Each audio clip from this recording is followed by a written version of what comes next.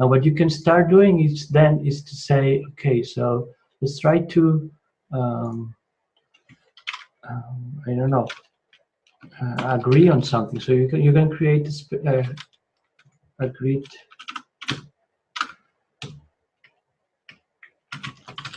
ones, and you can create sections for anything. So the thing about sections or channels is that they can be created at any level.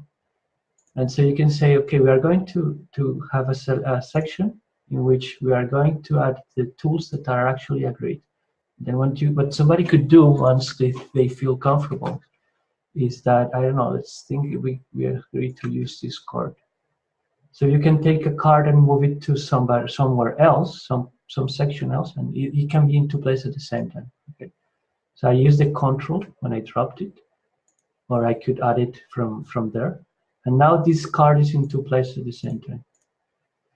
And this is where it becomes like a decision-making tool. So one thing is that all the comments that were made about the Discord card are still here. Well, not a single one because I haven't done it yet. But then what you can do is that you can start a consent process on a card on a section. So you say, okay, I added this card. You can comment that you think this is ready for consent, and then you start a consent process, and people can position themselves about that card on that place. Okay, so I can say supported, or I am undecided about this. I think it should be CollectiveOne if their scope is to create structured content, and this is how and then other people will be able to position themselves, and you can see what people think about that. Okay, and this is how it works, and this is a flexible environment in the way that these sections can be reorganized and changed continuously as if they were like Google Drive folders. Okay. Then you could do some sort of, for instance, digital tools. Another one would be like definitions, as you were saying, for instance, or wiki. I don't know, but if you want to focus on definitions, about these definitions.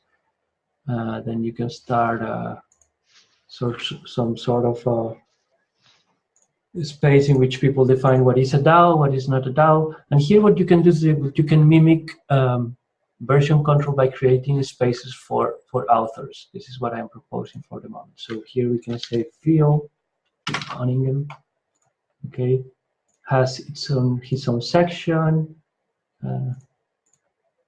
and Anu has his own section. And what they agreed to define what is a DAO, and so DAO. So Phil has his own definition here. Whatever. Phil definition, and Anu will have its own definition. Okay. Okay, so you can start with personal spaces, and then you can say, okay, let's create the same like a structure of before, like a common space or something like that. And in the common space, once you have done some iterations between the two of you about, I like what you say, but not this, what about changing like this? And you can move the card here into common, okay? One of the cards, and maybe you will both be editors of the card because at some point you both edited the space of the other. And the same, if you want to talk about the definition of Anu, you can talk about here. So I like this idea. And you start talking in the content, and this gives context to conversations, but you can still follow it as if it were a chat. I like this idea on the Anu DAO definition card. And of course, the same thing for aggregating everything. So this is the current tool, the way it's organized. What you can do is that a couple of things that you should take into account is that one card. Okay, so I can see, for instance, many sections at the same time, subsections at the same time, so I don't have to go and visit all of them.